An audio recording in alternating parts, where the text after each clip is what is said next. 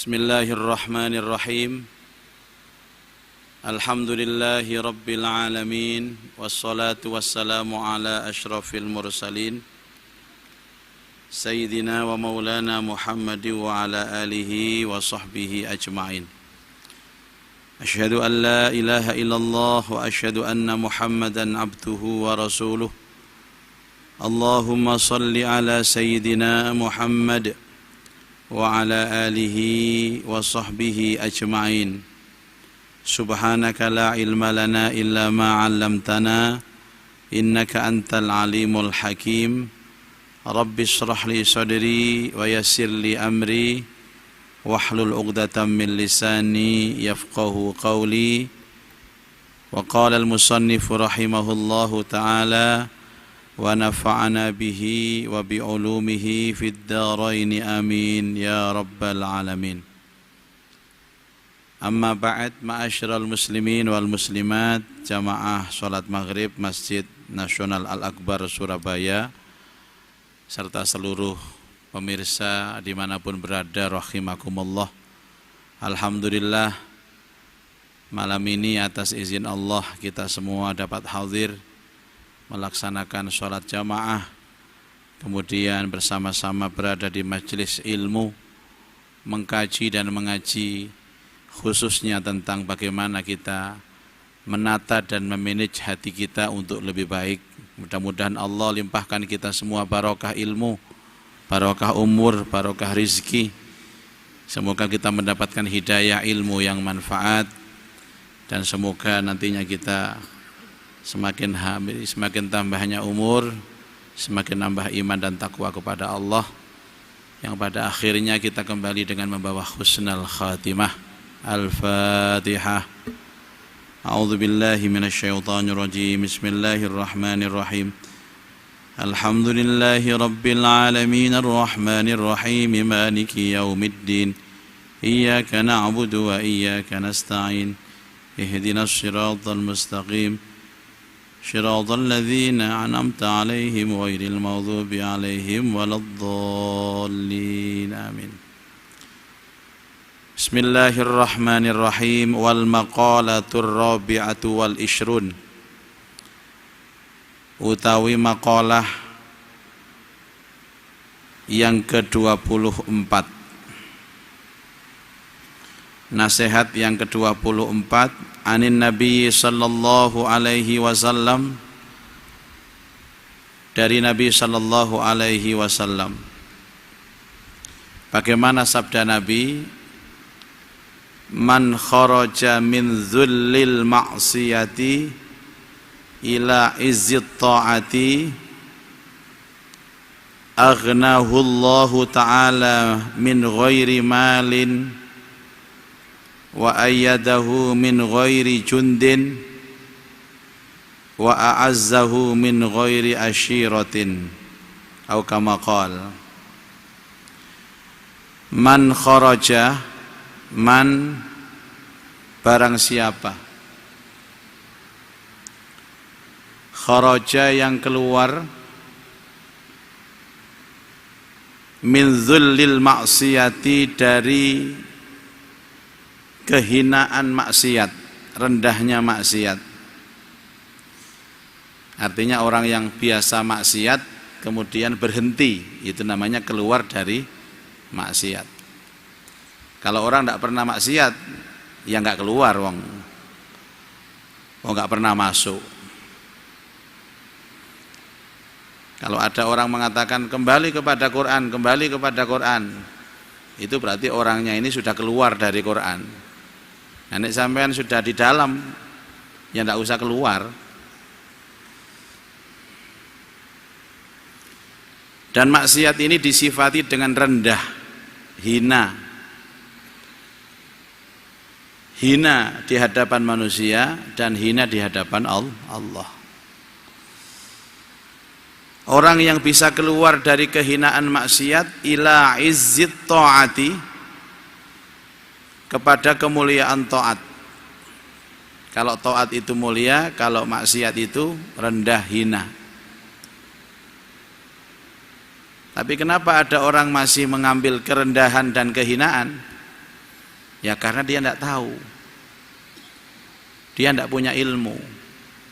Atau dia tahu dia punya ilmu, tapi ilmunya itu sekedar hanya apa yang di otaknya, tidak sampai pada hatinya. Wahadha dan ini, wahadha lan utawi iki, iku min idhofatis sifah, dari idhofahnya sifat, penyandaran sifat lil mausuf, kepada yang disifati. Jadi kalau zullil maksiyah itu artinya maksiatin zalilatin, maksiat yang rendah. Tadi disebutkan rendahnya maksiat, itu artinya ya maksiat yang rendah. Dibalik tadi izzat ta'ah, dibalik ta'atin izzatin, taat yang memuliakan.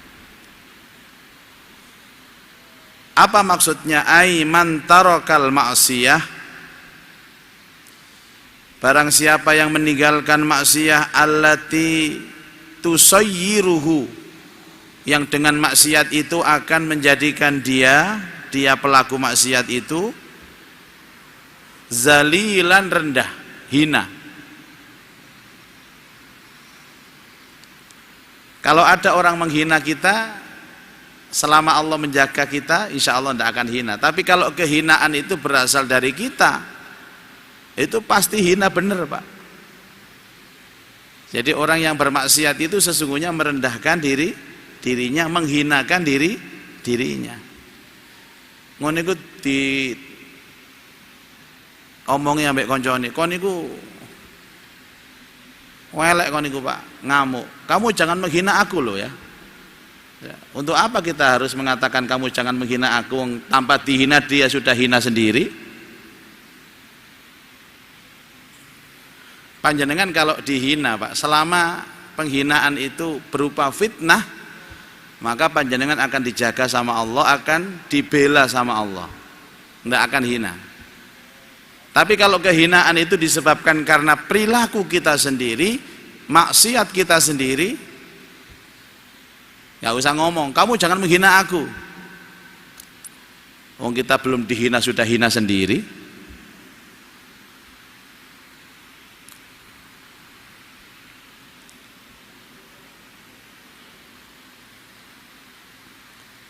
Jadi maksiat itu akan menghasilkan pelakunya akan mengalami hidup yang hina. Ini bukan teori Bapak Ibu, ini sudah terbukti, ini real, bahwa banyak orang itu yang melakukan pelanggaran hukum Allah, pelanggaran syariat Allah, dia berujung hidup yang rendah, hidup yang hina, dan pada gilirannya dia akan merasakan penyesalan. Lah penyesalan itu mesti teko mburi, gak ono nyesel nang ngarep. Padahal ketika dia menyesal itu ndak akan ada gunanya. Jari wong sur Indonesia, nasi sudah menjadi bubur, tidak bisa kembali lagi. Mulane ngilingno awak kula dhewe, ngilingno dulur-dulur sedaya, nek nglakoni napa-napa dipikir saestu, Pak. Dipikir saestu. Ini termasuk maksiat apa tidak? Ini termasuk taat apa tidak? Kalau maksiat pasti hina, kalau taat pasti mulia. Selesai. Kalau maksiat kita hina, kemudian masih ada waktu untuk memperbaiki diri, taubat, mengganti keburukan dengan kebaikan, masih mending, Pak. Lah nek ana maksiat terus kalau waktu balik, tidak ada waktu memperbaiki diri, ya wis jongor ngono awak dhewe iki wis.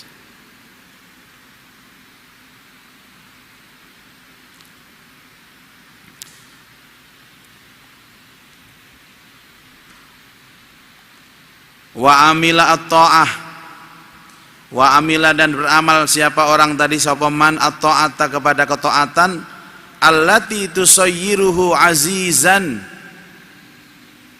yang akan menjadikan dia mulia. Taat itu mulia.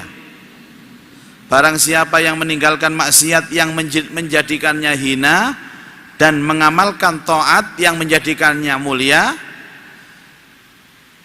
a'tahullahu ta'ala, maka Allah Ta'ala akan memberikan dia thalatha sifatin mahmudatin, 3 sifat yang terpuji.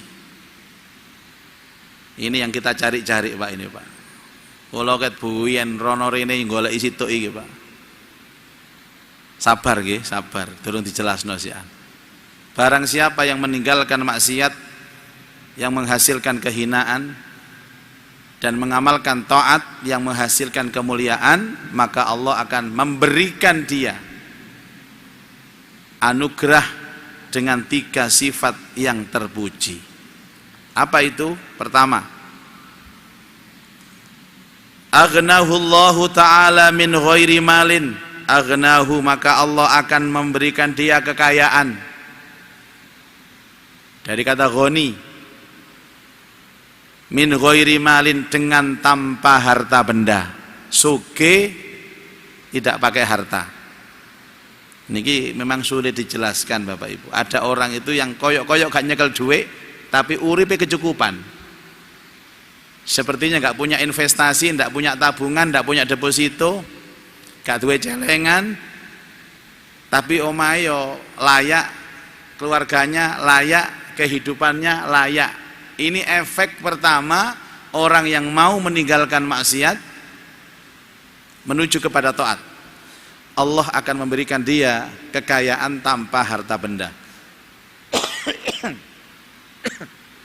Bismillahirrahmanirrahim.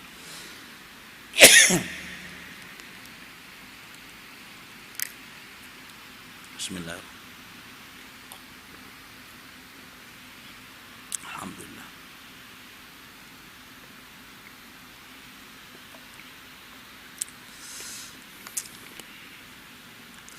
Enteng tiang ini sawangane Pak, sawangane kelambi ini niku lungset kak setrikoan, sarunge yo ngelinting kabeh gak karu-karuan, wajahnya kumus-kumus, tapi ya uripe ketoto, dirinya sendiri tertata, keluarganya tertata. Kalau dia butuh apa-apa kecukupan. Ini namanya hidup pas-pasan itu Pak. Pas kepingin sepeda motor tuku iso, pas kepingin motor iso tuku, pas bayar sekolah anake ono duit, pokoknya pas terus. Tapi sawangane dasian, sawangane tok, sepatuan pantopel, rambutnya kelemis, utangnya akeh. Nggih mboten mesti ngoten niku Pak. Jadi kalau urusan kekayaan, urusan rezeki ini sebaiknya kita tanggalkan dulu logika-logika manusia ini. Kita kembali kepada logika Allah. Sebenarnya Bapak Ibu, ini jaminan yang pertama dari Allah. Orang itu kalau mau taat dan tidak maksiat, itu pasti dicukupi. Pasti Pak. Dan Allah tidak mungkin ingkar janji itu Pak. Innallaha la yukhliful mi'ad. Makanya kenapa kalau kita datang kepada ulama, kepada kiai, dan mengadukan tentang persoalan hidup kita, urip kok gak enak, utang seake, usaha kok seret, nyambut gawe gak jelas kabeh. Paling-paling ijazahnya kiai sing akeh istighfar kamu nak, yang banyak istighfar kamu. Ini kan dalilnya Pak. Ya karena kemaksiatan yang kita lakukan itu menjadikan tertutup semuanya. Artinya segera taubat, segera kembali kepada Allah, biar ditoto lagi hidupnya ini. Engko jawabannya ini lah, nih kok mboten sembahyang kok soge, bandina maksiat kok soge, mesti ngono alasannya Pak. Padahal konteks hadis ini sesungguhnya adalah untuk orang-orang yang beriman kepada Allah. Kalau orang yang kufur, orang yang durhaka, tidak bisa dibandingkan Pak, karena apa yang Allah berikan kepada mereka ini bukan kecukupan, bukan kekayaan, tapi istidraj, hidup yang dilulu sama Allah, dilulu sama Allah, dijuarno terus. Apa sampean mau dilulu terus kayak ngono ambek Allah? Makanya ada hadis mengatakan takutlah Dulu pernah dibahas, takutlah kepada nikmat yang disegerakan sama Allah. Apa nikmat yang disegerakan itu? Namanya istidraj. Sampean maksiat, gak tahu taat, ya, gak tahu sholat, tapi senengane gendaan, umpamane ngono Pak. Kok lancar-lancar aja usaha nih ya, hati-hati sampean. Itu istidraj Bapak. Itu yang paling ditakutkan itu. Terus sementara sampean iki taat tapi kok rezekine sawangane sok seret. Bukan seret itu. Allah akan mempersiapkan kehidupan yang lebih baik. Ini janjinya Allah. Aghnahullahu ta'ala min ghairi malin. Dari apa pintunya Allah memberikan kecukupan itu Pak? Yunfiquhu. Harta benda yang diinfakkan bukan hanya itu Pak, bukan yang kelihatan, tapi bal bisukuni qalbihi, akan tetapi Allah membuka kecukupannya itu dari tenangnya hatinya. Itu pintu kecukupan Pak. Wah ini larang regane niki Pak. Wayem niku larang regane saestu. Ndelek ayam zaman sakniki niku wangel. Makanya ada istilah sakinah. Tadi sukuni qalbi, ketenangan hatinya. Sampeyan milih pundi, Pak? Duwe akeh gak tenang, gak duwe duit tenang. Ayo cok milih duwe akeh tenang sampean. Wong gak ono pilihane kok. Mesti kok heran aku jamaah iku. Wong pilihan iku milih ndi? Duwe akeh gak tenang. Ambek gak duwe-duwe tenang. Gak enak Pak pilihannya jare kan.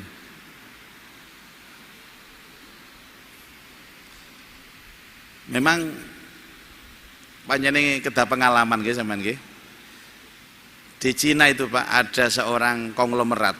Hartanya kalau dikeruskan rupiah itu sudah ribuan triliun katanya. Akhir-akhir karena dia sumpek dengan kebanyakan hartanya itu, banyak orang datang kepada dia kepentingan ABC, kesana kemari. Padahal dia merasakan dari sekian triliun itu hartanya ini, yang saya makan ya ini, yang saya tempati ya ini, yang saya rasakan hanya ini. Akhirnya dia minta kepada pemerintah Cina supaya dibangkrutkan. Dibangkrutkan, kan ada istilah dibangkrutkan itu Pak. Jadi moro-moro sing suwege tadi melarat. Itu yang bisa itu pemerintah ini Pak. Nggak tahu mungkin perusahaannya diblokir atau apa aja blokir. Ini bukan karena musibah, dia minta sendiri. Dan tersisa hartanya itu hanya rumahnya kecil, dia tinggal di desa bersama anak istrinya, keluarganya. Dan beberapa harta saja untuk sekedar mencukupi kehidupan sehari-hari. Dan apa yang terjadi? Ya dia merasa tenang. Ada artikel cerita seperti itu, merasa tenang. Lah kenapa kadang-kadang kita yang nggak punya uang itu merasakan enak yo, on duwe-duwe akeh tenang kon, gitu? Soalnya sampean nggak pengalaman soge,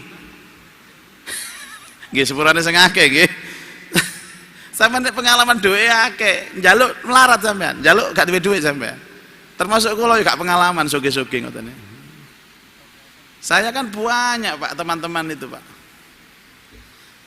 Dulu waktu haji saya tahu lupa tahun 2007 apa tahun 2008 haji itu. Pada waktu pulang dari haji Pak ada jamaah bukan dari Jawa Timur. Kita sama-sama naik pesawat dari Jeddah menuju Cengkareng Jakarta. Kebetulan waktu itu karena saya pembimbing utama, saya di-upgrade ke bisnis kelas. Padahal asalnya saya itu ekonomi kelas Pak.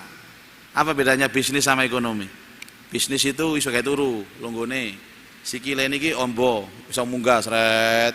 Panganane enak-enak, pramugarine mesem. Nek sing ekonomi niku biasa kursine gak iso di gawe turu Pak. Sikile ku kenceng ae, makane mesti kram. Pramugarine kadang-kadang metutut ae. Pada waktu duduk di situ ada sebelah saya itu seorang pengusaha yang terkenal Pak. Ya kita kenalan di atas pesawat itu. Dari mana Pak? Bla bla bla. Terus dia menanyakan sesuatu kepada saya, "Bapak pekerjaannya apa?" Oh, saya ditakoni pekerjaan niku wangen jawabnya, Pak. Mosok ngimami. Enggak ada itemnya, enggak ada daftarnya dalam ketenaga kerjaan itu enggak ada. Apa pekerjaannya? Ngimami. Perangkatnya apa, Pak? Mik, sajadah, sarung. Wah, kan ada item. Kalau dia insinyur perangkatnya apa? Dokter apa? Dulu itu ada tingkat risiko kan ada, Pak. Ada formulir itu pekerjaan imam masjid, tingkat risiko. Saya tidak jawab, pernah itu jajak pendapat salah satu teman imam sini. Tingkat risiko jika masjidnya roboh, maka dia akan ketiban plafon masjid, ngono jarine, Pak. Ya Allah, cek melasir. Saya Pak, saya imam masjid. Saya guru ngaji. Boleh tahu gajinya berapa ya, Pak? Lu bos pekerjaan gak jelas takon gaji. Maaf Pak, nggak mesti Pak. Loh, harus pasti. Dikira-kirakan saja. Kira-kira setahun lebih dari 6 bulan itu penghasilan Anda sebulan dapat berapa? Ya lupa Pak saya tidak pernah menghitung. Coba ingat-ingat. Iki lah apa aku diuber koyo ngene. Ya kalau alhamdulillah Pak, pokoknya cukup Pak saya Pak. Lah ya berapa angkanya berapa? Apa di atas 10 juta atau di bawah 10 juta? Kalau kelihatannya ya di bawah 10 juta Pak. Hidup Anda tidak aman. Ngono cari Pak. Kok iso gak aman, anakku telu gak aman. Iso lunga kaji gak aman, lunga nang bisnis kelas gak aman. Saya ini Pak, alhamdulillah. Berarti Anda ustadz ya? Ya, orang memanggil saya begitu Pak. Saya ini Pak, saya ini direktur beberapa perusahaan. Ada sekitar 5 perusahaan yang saya pegang. Dan saya satu bulan itu paling enggak ya 1,5 miliar. Oh, Masya Allah Pak, alhamdulillah ya. Saya enggak terpengaruh sama sekali. Terus kita dialog Pak, ya namanya saya kan senang sharing. Saya cerita-cerita, tentunya dia tertarik kepada saya. Bapak konsultan ya? Ya bukan Pak, pokoknya banyak jamaah-jamaah yang tanya-tanya ya saya jawab. Ini konsultan koyo cek melipe ngoten lho. Konsultan kan bayarane. Sudah. Kita tukar-tukaran kartu nama, saya tidak punya kartu nama Pak, tukar nomor telepon, dia kasih kartu nama. Nanti Pak ini, pokoknya intinya Bapak ini hidupnya gak aman. Anaknya 3, terus di bawah 10 juta itu udah aman Pak, udah aman. Aku gak aman ya apa sih? Nek gak aman aku gak nang pesawat aku iki lho. Nek gak aman aku iki nanggone isare jembatan iku turu, gak aman. Terus ternyata suatu ketika suatu malam dia telepon. Pak Ustadz, saya ini butuh bantuan Pak. Saya ini ternyata ada laporan keuangan di 5 perusahaan ini yang salah Pak. Jadi saya ini terancam KPK, terancam penjara Pak saya ini Pak. Cari hati, ya kon sih gak aman nih. Kon kapanan ngomong aku gak aman, kon dewe sambatan nang aku bingung di penjara. Aku mau soalnya yang penjara. KPK katanya kelopo aku kata cekel KPK. Mosok nyekel kasih masjid. Mosok kasih tahlilan dicekel KPK. Dia nggak sadar Pak Bu, dia nggak sadar bahwa jumlah yang dia banggakan itu sesungguhnya bagi dia nggak aman. Tapi saya nggak tahu jumlah saya, alhamdulillah, insya Allah saya aman. Buktinya ya, iso urip ngene kok. Ngombe ya gratis. Tadi buka puasa dikasih orang gratis. Barusan dikasih sarung Pak, sarungnya gratis. Adus nang masjid, banyune gratis. Sabunnya gratis. Ya iki aman. Kok iso ngilono gak aman, dhewe bingung. Jadi ada satu makalah dari Imam Ali. Bedanya harta sama ilmu itu, kalau harta kita yang menjaganya. Kalau ilmu, ilmu yang menjaga kita. Kalau kita sekarang ini bingung nyimpen uang, bingung nyelamatkan uang, bingung jaga uang, itu artinya kita ini nggak aman, Pak, nggak aman. Tapi kalau panjenengan wis gak mikirno nyimpen duit nang ndi, gak mikirno engko tuku berangkas, gak mikirnya tuku box deposit nang ngene bank, gak mikirno ngene-ngene, gak mikirno KPK, gak mikirno BPK, berarti sama aman. Apa nih sing dipikirno, Pak? Oh, gak ono duit sampean aja. Allah, kata terus nang kok gelo kabeh. Satu. Yang kedua, wa ayyadahu, dan Allah menguatkan dia, ai qawwahu, Allah menguatkan dia, min ghairi jundin, dengan tanpa tentara, ai asakirin bi ainuni, atau tentara yang bisa membantu dia, bal bi quwwatillahi ta'ala, akan tetapi dengan kekuatan Allah Ta'ala. Selama ini Bapak Ibu, kita itu kalau kuat harus dibantu orang. Kalau istilah peperangan, kalau pengen kuat dibantu tentara. Ini ada rahasia, Pak. Allah akan memberikan kekuatan kepada kita tanpa tentara. Mental ini harus kita tancapkan, Bapak Ibu. Ya aku gak ngomong kampanye loh yo. Jangan khawatir, Pak. Wis aja ragu-ragu. Kita ini secara kasat mata butuh pendukung. Tapi ada kekuatan, namanya kekuatan Allah. Ada kekuatan Allah yang tidak nampak, kekuatan para malaikat. Buktinya perang Badar yang jumlahnya 313 bisa mengalahkan kaum musyrik Mekah yang jumlahnya 1000. Kam min fi'atin qalilatin ghalabat fi'atan katsiratan biiznillah. Berapa banyak jumlah yang sedikit mengalahkan jumlah yang banyak. Orang kalau taat kepada Allah, maka Allah memberikan dia kekuatan tanpa tentara. Allahu Akbar. Tanpa tentara, tanpa bantuan manusia. Dia bisa mandiri. Dia dibuli oleh seluruh banyak orang yang bully dia, tapi Allah kasih kekuatan. Menter, Pak, tahan banting. Tapi nek sampeyan Bapak Ibu enggak taat, kemudian Allah hilangkan rasa percaya diri kita, Allah berikan kita rasa ketakutan, alamat kita ini pasti akan kalah. Jenengan pernah merasakan punya kekuatan tanpa dibantu orang? Itu kekuatan Allah, Pak. Mulane ndak usah jagakno wong, Pak. Orang itu kalau dijagakno ya meleset kabeh. Karena yang kita harapkan itu juga orang yang butuh orang lain. Nanti saya kasih ini, Pak, saya jamin ini, Pak, saya jamin, enggak ada.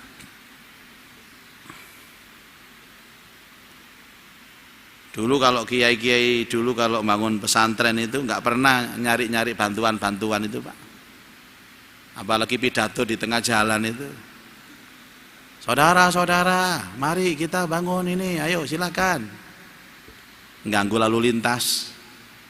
Tapi orang dulu itu yakin kalau saya niat karena Allah dan untuk syiar agama Allah, Allah akan bantu kita. Yaitu namanya kekuatan tanpa tentara. Apa itu? Karena taat kepada Allah. Ini yang kedua.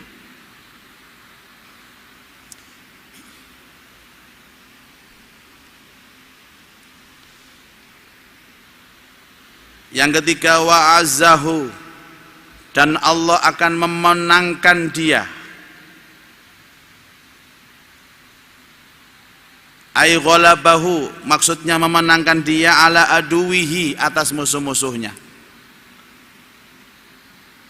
Min ghairi asyiratin, ay jama'atin, dengan tanpa bala bantuan, dengan tanpa jamaah perkumpulan. Bal binasrillahi ta'ala, tetapi dengan pertolongan Allah. Ini yang kadang-kadang kita ini kurang yakin dengan tiga hal yang disebutkan ini, Pak.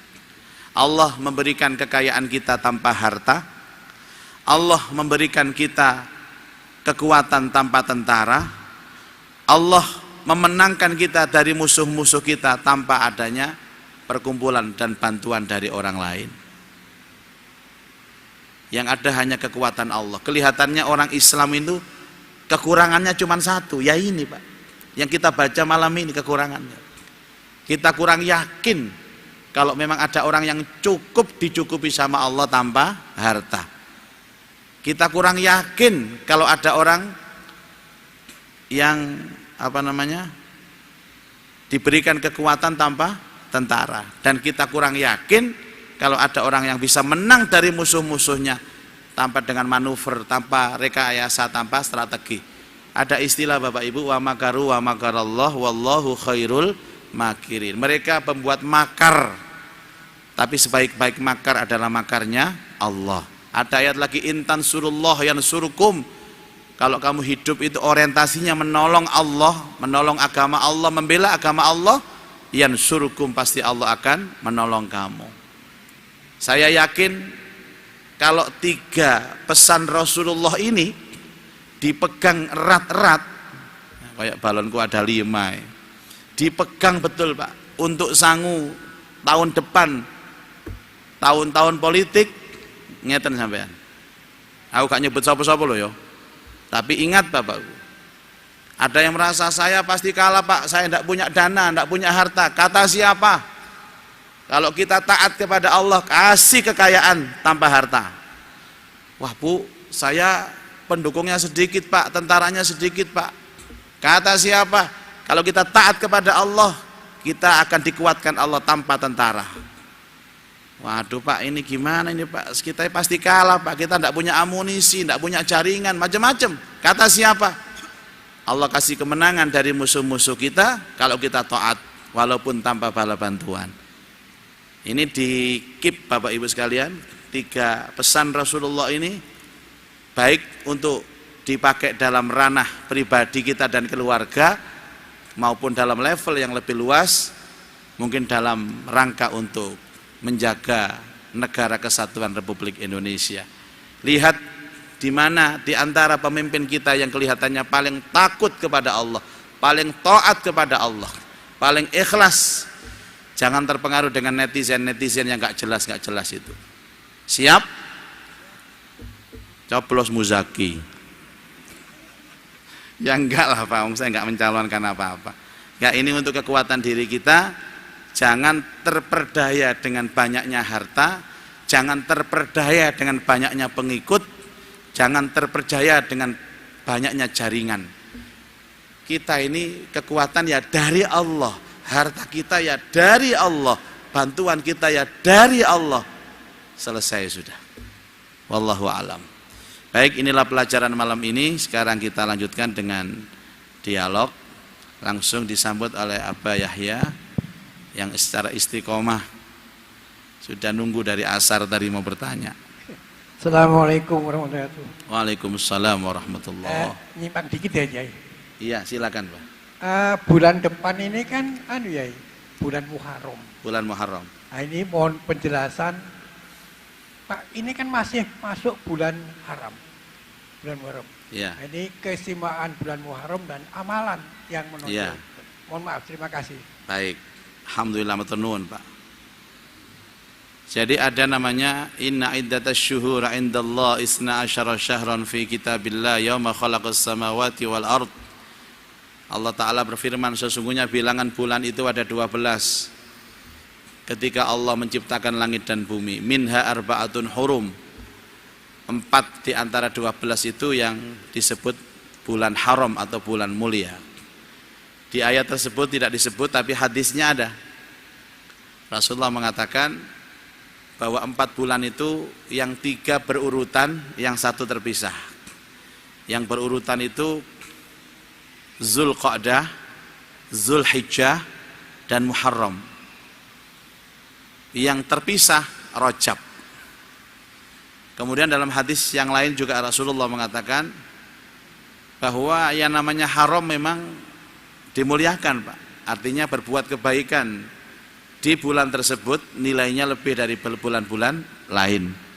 Termasuk berbuat maksiat di bulan tersebut juga nilainya lebih daripada bulan-bulan lain. Di ayat tersebut Allah mengatakan fala tadzlimu fihinna anfusakum, janganlah kalian berbuat aniaya di dalam bulan-bulan haram itu. Maka di bulan haram itu orang-orang tidak boleh perang, Pak, harus ada gencatan senjata. Ini secara umum. Secara khusus Rasulullah mengatakan bahwa ada kesunahan puasa di bulan haram ini. Afdhalus shaum ba'da Ramadan shaumu syahrillahil muharram. Sebaik-baik puasa setelah Ramadan adalah puasa di bulan Muharram ini. Kemudian yang ketiga, khususon bulan Muharram, ya ini menjadi khazanah secara Islam, bahwa di situ penentuan kalender pertama kali yang didasarkan dalam hitungan Qamariyah bulan yang ditandai dengan peristiwa hijrahnya Rasulullah sallallahu alaihi wasallam. Itu di bulan Muharram. Dan yang keempat, di dalam bulan Muharram itu ada puasa yang sangat dianjurkan, yaitu puasa Asyura, puasa di tanggal 10 Muharram. Rasulullah bersabda, kalau puasa Asyura itu menghapuskan dosa setahun yang lalu, sementara puasa Arafah setahun yang lalu dan setahun yang akan datang. Diawali dari tanggal 9-nya, walaupun Rasulullah tidak menyebutkan tanggal 9 itu adalah sunnah dan telah dilakukan Rasulullah, tapi Rasulullah punya cita-cita. Karena seorang sahabat tanya kepada Rasulullah, ya Rasulullah, orang-orang Yahudi juga puasa di tanggal 10 Muharram itu. Berarti kita kalau puasa kan niru Yahudi, padahal kita nggak boleh niru Yahudi. Rasulullah bertanya, kenapa orang Yahudi puasa di tanggal 10? Karena mereka merayakan kemenangan Nabi mereka Musa atas Fir'aun. Rasulullah menjawab, kalau mereka merayakan kemenangan Musa, sesungguhnya yang lebih berhak merayakan itu adalah aku, karena Musa juga nabiku. Maka berpuasalah. Dan agar tidak sama persis dengan Yahudi, maka puasalah di tanggal 9 yang sering kita sebut dengan puasa Tasu'ah. Jadi paket 9, 10, Tasu'ah dan Asyura. Bulan yang mulia atau disebut dengan Ashhurul Hurum. Ngaten nggih Pak ya? Wallahu alam. Ya, Bapak Ibu, di tanggal 10 Muharram ini ada peristiwa banyak, Pak.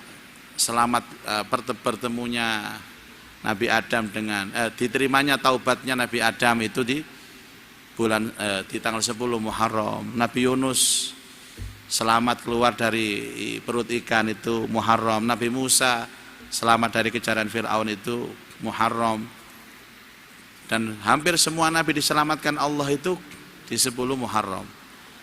Kemudian dalam cerita setelahnya tentang peristiwa Karbala, pembantaian cucu Rasulullah Sayyidina Husain, itu di tanggal 10 Muharram. Jadi mereka ini sebagian merayakan bertasyakur atas keselamatan para nabi. Kemudian ada sebagian yang merasa berduka cita atas meninggalnya atau wafatnya Sayyidina Husain, yang mereka terkadang berlebih-lebihan. Jadi pada tanggal 10 itu mereka memukul-mukul kepalanya dengan kayu atau sama kepala, saling membenturkan sampai keluar darah, ikut merasakan kepedihan dari meninggalnya Husain. Bagaimana pendapat kita? Kita tidak menganjurkan seperti itu. Justru Rasulullah Shallallahu Alaihi Wasallam, jika ada sesuatu yang sifatnya tragis, bagi Sayyidina Husain itu kan syahid, Bapak Ibu, syahid, dan tidak perlu harus kita ungkapkan syahidnya Husain dengan menyakiti diri sendiri, yang mereka sering ungkapkan dengan peristiwa Asyura. Justru kita lebih mengingatkan keselamatan para nabi dan rasul, yang itu lebih penting daripada sekedar memperingati tragisnya pembunuhan Sayyidina Husain. Wallahu alam. Apalagi terus menyakiti diri sendiri tidak boleh. Kadang-kadang nek gak metu getene Pak, koncone kon ngantemi awake sampai keluar darah. Nah, kita kan batin juga, iki lha opo ae wong iki rek, wong mangan seenak kok lha opo ada ngene barang itu. Wallahu a'lam. Ngoten nggih, Pak Yahya? Wallahu a'lam. Monggo, Pak. Baik, Ustaz.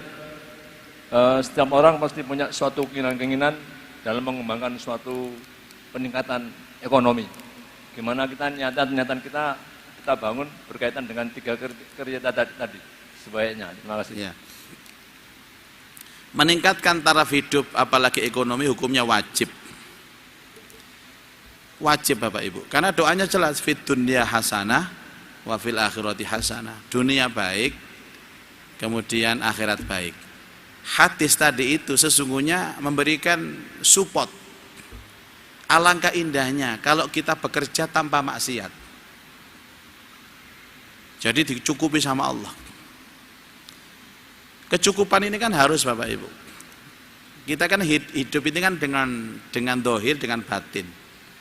Tadi itu kan memang orientasinya ke batin kita Pak. Dohirnya harus kecukupan. Bagaimanapun saya Bapak Ibu, kalau hanya punya motor, diundang ke Banyuwangi Pak, gitu tuh mereka rambut kula iso sing arep niku iso botak Pak, kena angin. Saya butuh mobil.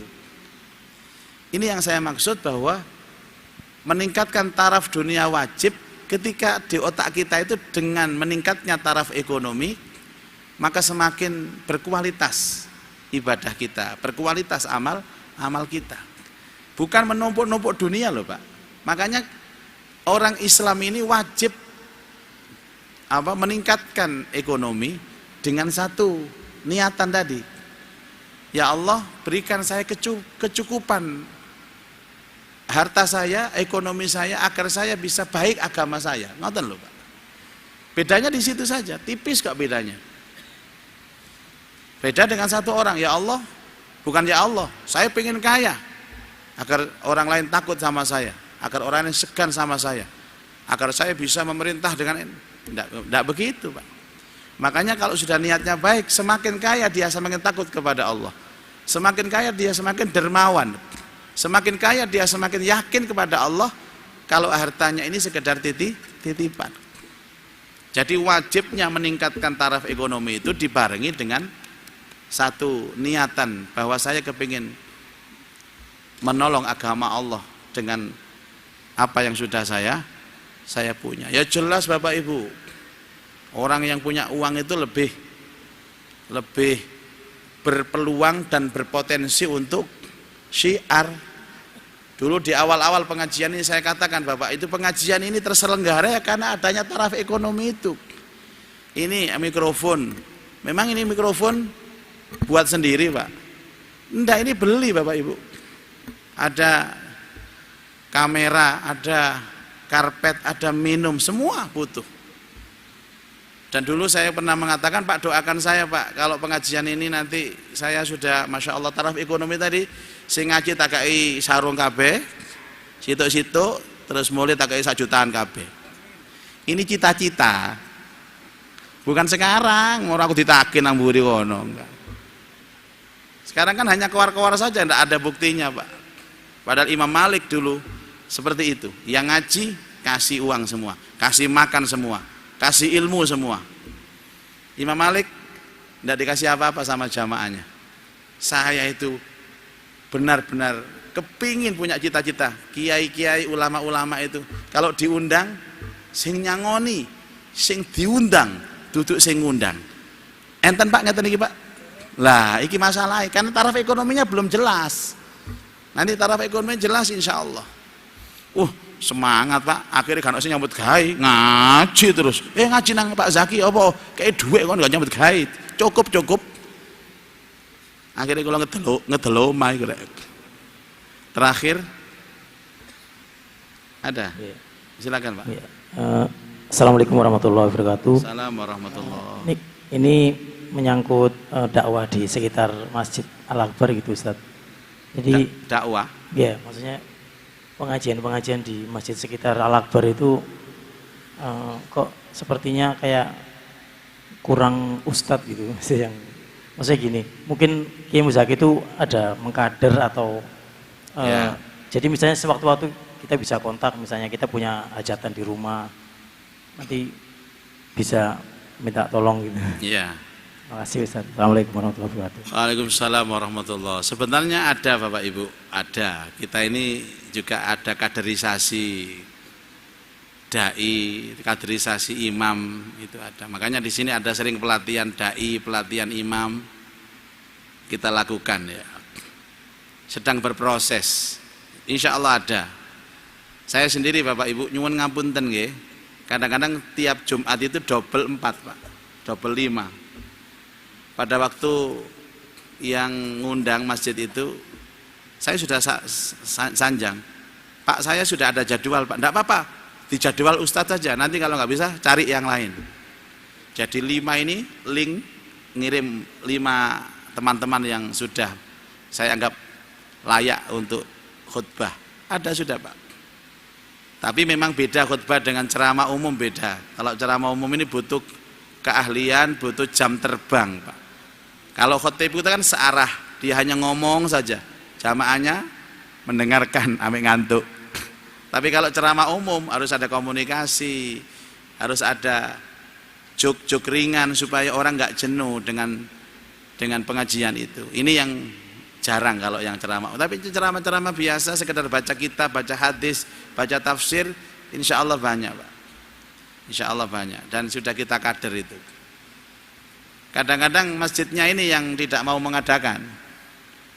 Ya, tidak mau mengadakan. Saya kira juga tidak hanya Al-Akbar, yayasan-yayasan di sekitar sini juga banyak yang mengadakan hal seperti itu. Wallahu a'lam bishawab. Semoga hari ini kita mendapatkan ilmu yang manfaat. Allahumma anfa'na bima 'allamtana wa 'alimna ma yanfa'una wa zidna ilman nafi'ah. Allahumma rzuqna fahman nabiyyin wa hifdzal mursalin wa ilhamal malaikatil muqarrabin. Rabbana atina fid dunya hasanah wa fil akhirati hasanah wa qina adzabannar. Wa sallallahu ala sayyidina Muhammad wa alihi wa sahbihi wa barak wa sallam. Walhamdulillahi rabbil alamin. Subhanakallahumma wa bihamdika asyhadu an la ilaha illa anta astaghfiruka wa atubu ilaik. Assalamualaikum warahmatullahi wabarakatuh.